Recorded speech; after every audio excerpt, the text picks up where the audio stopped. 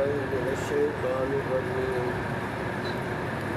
بسم الله الرحمن الرحيم اهدنا الصراط المستقيم صدق الله مولانا العظيم وصدق رسوله النبي الأمي الكريم ونحن على ذلك لمن الشاهدين والشاكرين والحمد لله رب العالمين.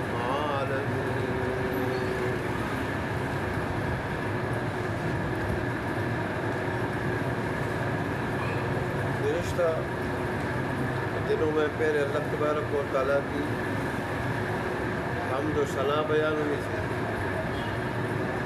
اللہ کے صفاتی نام کا تذکرہ ہوا تھا اور پھر ہر صفاتی نام کے بارے میں مختصر تشریح بیان کی گئی تھی. آخر میں پھر اللہ تبارک و تعالیٰ سے وفاداری کا اظہار و اقرار کرتے ہوئے بندے نے کہا کہ اللہ تبارک و تعالیٰ عبادت بھی خاص تیری کریں گے اور مدد بھی خاص تجھ ہی سے مانگیں گے. تو عبادت اس کا تعلق تو اللہ کی ذات کے ساتھ ہے. عبادت اللہ کی ذات کے ساتھ خاص ہے. وہ اللہ تبارک و تعالیٰ کا ذاتی حق ہے کہ بندہ اس کی عبادت کرے. اور استعانت مدد کرنا اللہ تبارک و تعالیٰ کی طرف سے، یہ اللہ تبارک و تعالیٰ کی طرف سے شرط ہے. تو مدد اللہ کی شرط ہے اور عبادت اللہ کا حق ہے. اور جب بندہ اللہ کی عبادت کرتا ہے تو پھر اللہ اپنی شرط پوری کرتا ہے اور اللہ مدد بھی کرتا ہے.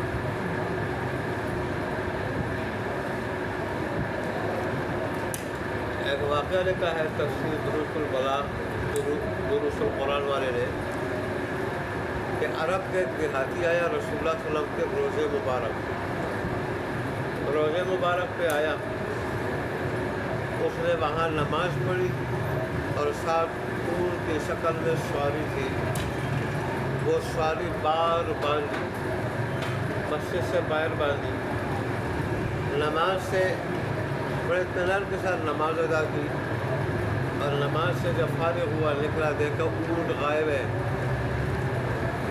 تو اللہ تبارک و تعالیٰ کے سامنے اس نے ہاتھ پھیلائے اور کہنے لگا اللہ تبارک و تعالیٰ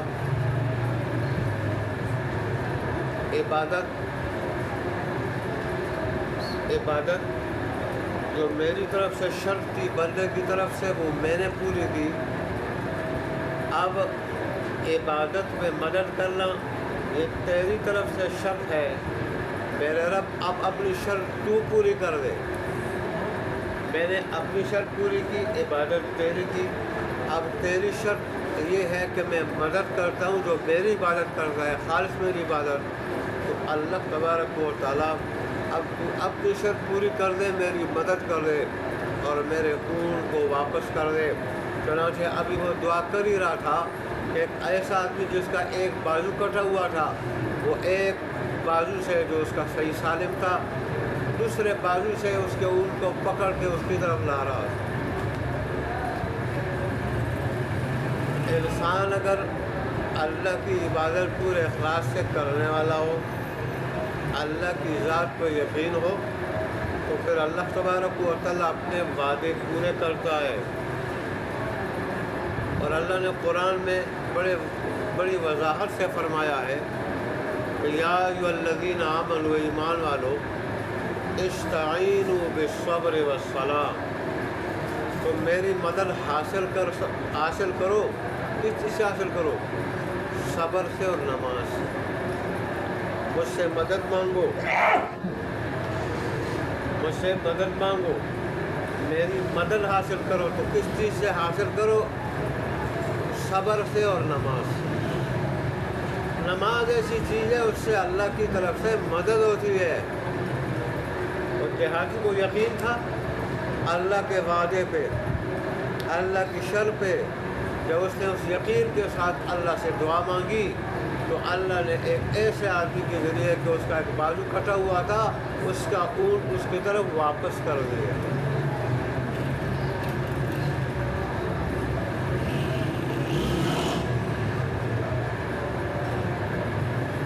جب بندے نے یہ بات کہہ دی کہ اللہ مدد بھی تجھ ہی سے مانگیں گے، کسی اور سے نہیں، اور عبادت بھی تیری کریں گے، کسی اور کی نہیں، عبادت بھی تیرے سے خاص ہے اور ما فوق الاسباب مدد بھی تیرے ساتھ خاص ہے۔ تو اب بندے نے اپنے حق میں دعا کی، اللہ کی حمد و ثنا بیان کی، پھر اللہ کے ساتھ وفاداری کا اقرار و اظہار کیا۔ اب اس نے دعا کی، اب وہ اللہ سے مانگے تو سب سے پہلے کیا چیز مانگے؟ کیا چیز مانگے؟ انسان کو سب سے زیادہ ضرورت کس چیز کی ہے؟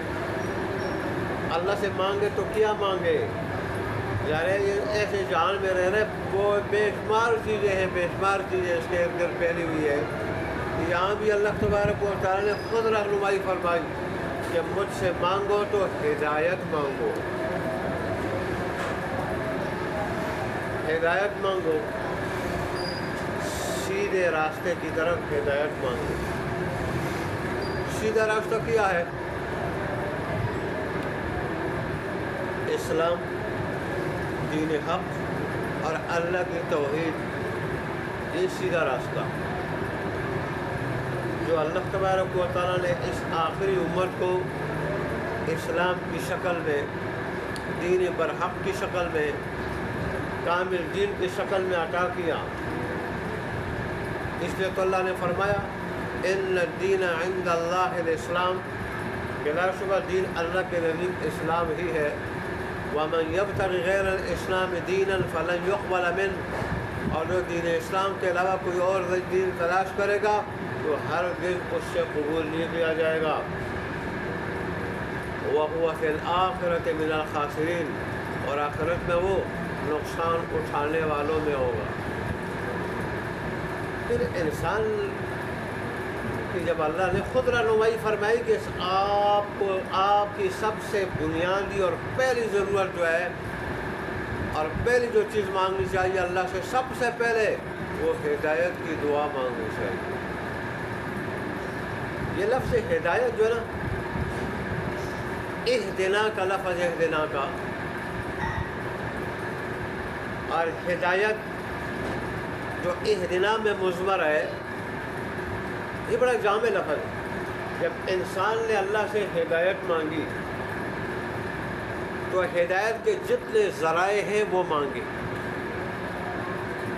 ہدایت کے ذرائع ہیں حواس ظاہرہ، آنکھ، کان، زبان۔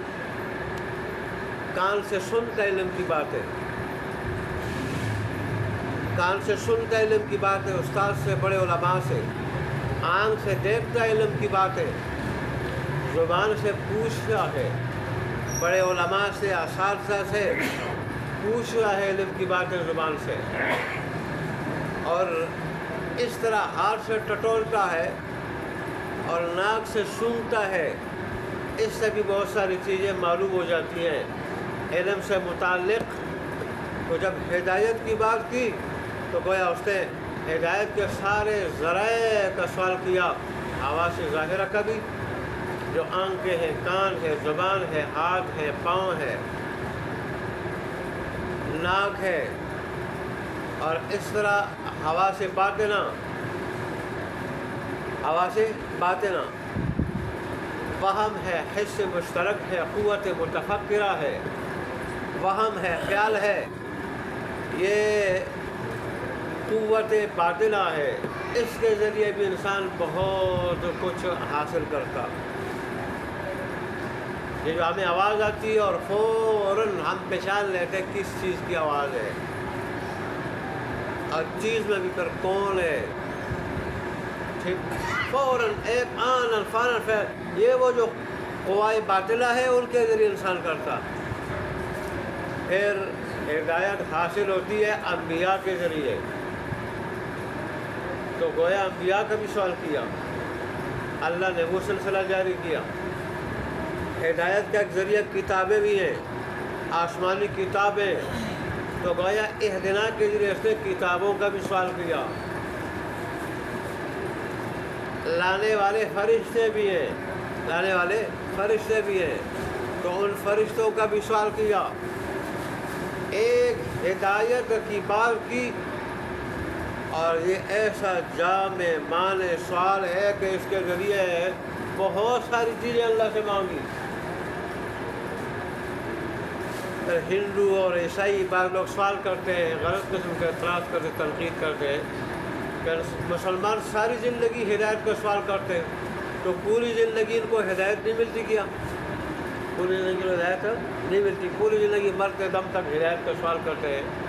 تو ہدایت یہ بڑا جامع معنی لفظ ہے، بڑے جامع لفظ ہے کہ کئی معنی آتے ہیں، کئی۔ ہدایت کا معنی ہمیں صراط مستقیم دکھا بھی، صراط مستقیم دکھا بھی۔ ہدایت کا معنی صراط مستقیم پہ چلا بھی۔ ہدایت کا معنی ہمیں سیدھے راستے پہ صراط مستقیم پہ ہمیں ثابت قدم بھی رکھ، ہمیں ثابت قدم بھی نصیب فرما۔ یہ بڑا جامع لفظ ہے۔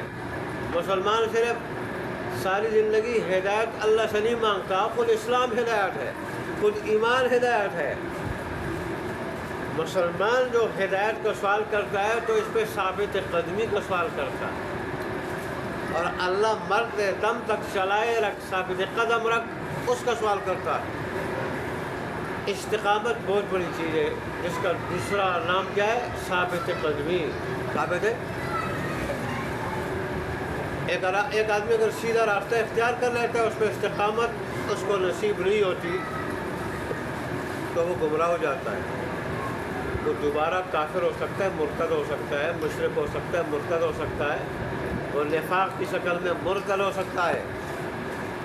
اسی طرح اگر اعمال میں اس کو ثابت قدمی نصیب نہ ہو جائے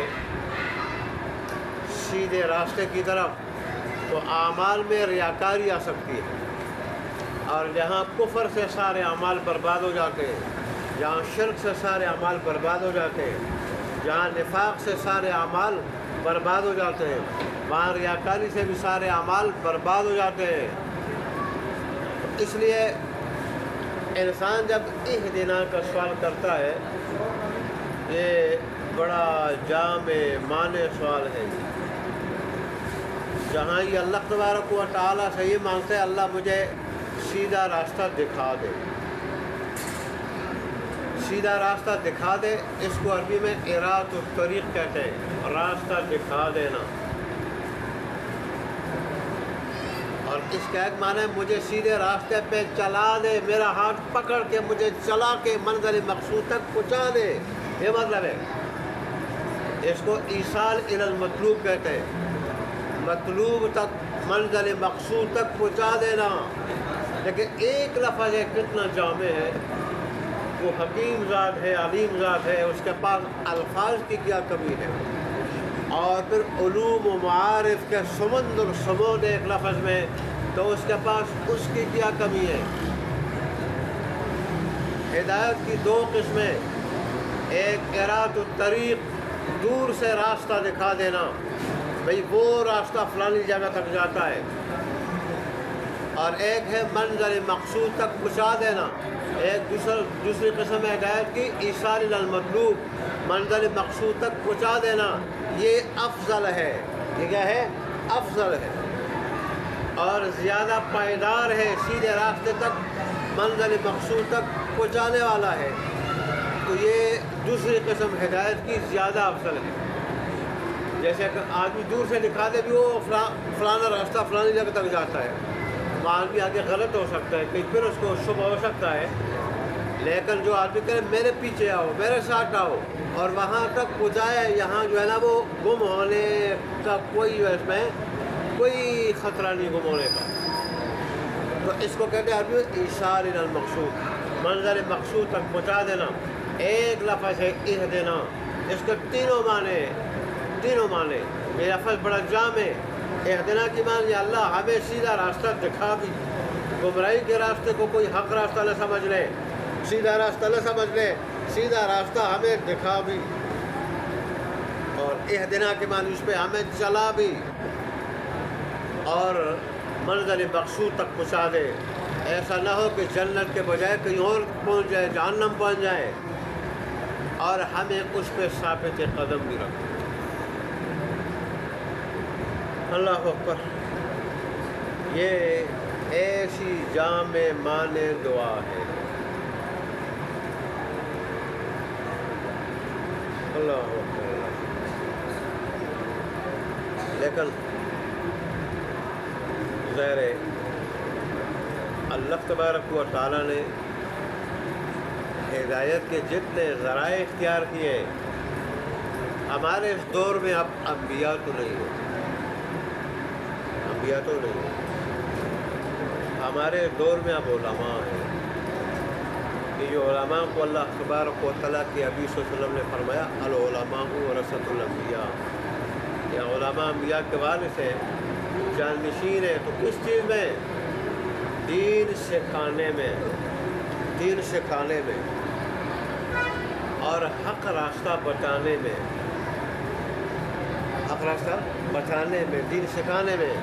یہ انبیاء کے کیا ہیں؟ وارث ہیں. اور اب امام الانبیاء کے وارث ہیں.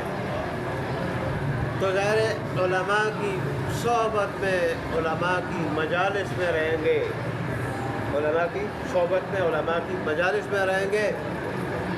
قرآن بیان کرتے ہیں, حدیث بیان کرتے ہیں, تو ہم قرآن کی صحبت میں رہیں گے, مجلس میں رہیں گے, اور حدیث کی صحبت اور ماحول اور مجلس میں رہیں گے. اور قرآن بھی دلوں کو بدلنے والا, زنگ میل اتارنے والا ہے, اور حدیث بھی دلوں کی زنگ کو اور میل کو اتارنے والی ہے. تو اس لیے جو لوگ انبیاء کے ساتھ, علماء کے ساتھ, انبیاء کے بعد علماء کے ساتھ جڑے رہے, وہ ہمیشہ سیدھا راستے پہ رہے. انگریز کے یہاں آنے سے پہلے جب عام لوگ علماء کے ساتھ جو ہے جڑے ہوئے تھے, علماء کے شانہ بشانہ چلتے تھے, تو گمراہ جی تھے. وہ قرآن کے بھی عاشق, وہ دین کے عاشق, دین پہ جان دینے والے, اور وہ دین پہ چلنے والے. ان کی اولادیں نیک تھی, وہ خود نیک تھے, اور اس طرح غیر مسلموں کے لیے نمونہ بنے ہوئے تھے. لیکن جب گورے نے 200 سال حکومت کی, لوگوں کو علماء سے بدل کیا, ان کو پنڈتوں نے مشورہ دیا کہ اگر تم مسلمانوں کو شکار کرنا چاہتے ہو تو ایک ہی راستہ ہے, علماء سے برزن کرو. جب علماء سے برزن ہو جائیں گے, یہ علماء کے پاس نہیں بیٹھیں گے. جب علماء کے پاس نہیں بیٹھیں گے, قرآن کیا سنیں گے؟ علماء کے پاس نہیں بیٹھیں گے, حدیث کیا سنیں گے؟ یہ نیک لوگوں کے واقعات کیسے سنیں گے جن سے بھی دل کی کایا پلٹتی ہے؟ لہٰذا ان کو شکار کر لو گے. دیکھیں آپ نے گزشتہ دروس میں سنا کہ بڑے بڑے علماء ایسے لوگوں سے بیعت ہوئے جو علم میں ان سے بہت کم تر تھے, جیسے شاہ اسماعیل شہید رحمۃ اللہ علیہ, مولانا عبدالحی رحمۃ اللہ علیہ, جو شاہ عبدالعزیز بخاری دہلوی کے داماد تھے, پائے کے عالم تھے دونوں. یہ سید احمد شہید رحمۃ اللہ علیہ سے بیعت ہوئے, ان کے مرید ہوئے, کہ جو کیا تھے علم میں ان سے بہت کم تھے. جب کسی نے ان سے کہا تو انہوں نے کہا اللہ نے ان کو جو باطنی کمال عطا کیا ہے وہ کمال ہم میں نہیں ہے. اور میں نے اس کا واقعہ بھی بیان کیا تھا کہ شاہ اسماعیل شہید رحمۃ اللہ فرما رہے تھے, ساری رات میں نے نماز پڑھی, میں وسوسوں کا شکار رہا, اور میں نے کہا وسوسوں سے رات کے وقت نماز پڑھنے کے اپنے اثرات ہیں, وسوسوں سے محفوظ ہو جاؤں. میں نے 2 نہیں 4 نہیں 6 نہیں 10 نہیں 100 رکعتیں پڑھی, لیکن وسوسوں کا شکار رہا. صبح جب میں نے سید احمد بریلوی شہید رحمۃ اللہ علیہ پہ ان کا تذکرہ کیا, انہوں نے کہا میرے پیچھے 2 رکعت نماز پڑھو. میں نے 2 رکعت ان کے پیچھے پڑھی, مجھے کوئی وسوسہ نہیں آیا, اور اس کے بعد عمر بھر مجھے وسوسہ نہیں آیا. میں نے آپ کو شہبان ریبی رحمۃ اللہ علیہ کا واقعہ سنایا تھا کہ امام شافعی اور امام احمد بن حنبل رحمۃ اللہ علیہ ان کی مجلس میں بیٹھتے تھے. کسی نے پوچھا وقت کے اتنے بڑے امام ہو تم ایک چرواہے کی مجلس میں بیٹھ رہے ہو, وہ تو چرواہا ہے, اس کے پاس کوئی علم نہیں ہے. انہوں نے کہا کہ ان کے دل کے اندر جو ایمانی حرارت ہے وہ ہمارے دل میں نہیں ہے، جو اللہ نے ان کو نصیب کیا ہے یہ تو اپنے نصیب کی بات ہے، اللہ نے ان کو نصیب کیا وہ ہمارے دل میں نہیں ہے، اور ان کی مجلس میں ہم بیٹھتے ہیں تو ہمیں سکون ملتا ہے، ہمیں سکون ملتا ہے۔ اور میں نے انہی کے بارے میں بتایا تھا کہ نماز اس قدر اخلاص کے ساتھ پڑھتے تھے کہ اللہ نے پھر ان کو استغراق نصیب کیا تھا۔ استغراق، جب نماز میں کھڑے ہوتے تھے پھر ارد گرد کے ماحول کا ان کو پتہ نہیں چلتا تھا، اور پھر استغراق کے ساتھ جب اخلاص کے ساتھ کوئی عبادت کرتا ہے پھر اللہ اس کے اوپر عبودیت کے آثار بھی ظاہر کر دیتا ہے، ایسے آثار کہ جسے دیکھ کے دنیا اس کی طرف کھینچتی چلی آتی ہے، خود دنیا کو اپنی طرف کھینچ لیتا ہے، دنیا کے لوگوں کو، کہ اس کے وہ آثار دیکھ کے لوگ عاشق ہو جاتے ہیں۔ یہی شیبانی ربائی میں نے جو کہا تھا کہ ایک مرتبہ کو جنابت ہو گئی، غسل کی ضرورت پڑی، جنگل میں تھے اور غسل کا پانی نہیں تھا، اللہ سے دعا مانگی کہ جنگل میں تو پانی کا کوئی انتظام نہیں، میں نے نماز پڑھنی ہے، اللہ نے بارش برسائی اور اس طرح اللہ نے غسل کا انتظام فرمایا۔ اور یہ جب بکریاں چراتے تھے، بکریوں کا کام ہے ادھر ادھر دوڑنا، منتشر ہو جانا، دور دور بھاگ جانا، یہ کہتے ہیں اللہ میرا کوئی نائب نہیں جو ان کی نگرانی کرے، میں نماز کے لیے جا رہا ہوں اور میں ان کو ایک حلقے میں بند کر دیتا ہوں، اسی حلقے میں یہ رہے میری واپسی تک۔ اللہ سے دعا مانگتے، حلقے میں بکریوں کو بند کرتے، جا کے سکون کے ساتھ نماز کی تیاری کرتے، وضو بناتے اور پھر نماز پڑھتے، واپس جب آتے مسجد سے تو بکریاں اسی حلقے اور دائرے کے اندر ہوتی تھیں۔ پورے اخلاص کے ساتھ، پورے اعتماد کے ساتھ، پورے استغراق کے ساتھ جب اللہ کی عبادت کوئی کرے پھر اللہ اس کے عجیب و غریب آثار ظاہر کر دیتا ہے، اور پھر اس آدمی کی بات میں بھی بڑا اثر ہوتا ہے۔ یہ وقت اتنے بڑے بڑے امام شافعی اور امام احمد بن حنبل ہم لوگ کیوں جاتے تھے؟ ان کی باتوں میں تاثیر تھی، ان کی باتوں میں تاثیر تھی۔ اللہ اکبر۔ میں نے آپ کو بتایا حکمت کی بات جو کرے، دانائی کی بات جو کرے، اللہ تبارک و تعالیٰ نے انسان کو حکیم پیدا کیا، دانا پیدا کیا، بشرطے کہ اس فطرت کو، اس حکمت کو یہ غلط ماحول میں برباد نہ کرے، ایمان سے مزین کرے، اللہ کی وحدانیت سے اور جو دین بھیجے اس سے مزین کرے، برباد نہ کرے۔